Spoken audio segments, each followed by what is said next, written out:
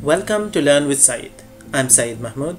You may have heard of the Rohingya in the news, but do you really know who they are and what's happening to them? The Rohingya are 1.3 million people from Myanmar who do not have the citizenship of any country in the world, and they are one of the most persecuted minorities. Even though Muslims have been in what today is Myanmar for many centuries, most of the Rohingya people have lived there for just under 200 years.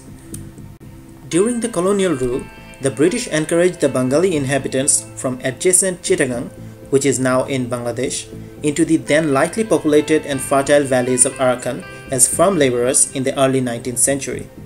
The East India Company had extended the Bengal administration to Arakan, which is now called Rakhine.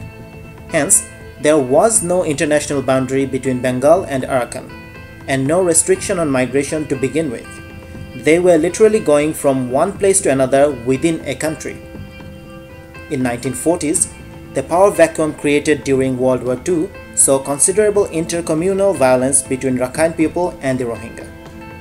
In 1982, a nationality law was passed which effectively meant the more than 1 million Rohingya could never be the citizens of their country, Myanmar. Now, the marriage, having children, and land ownership of the Rohingya are heavily restricted by the state.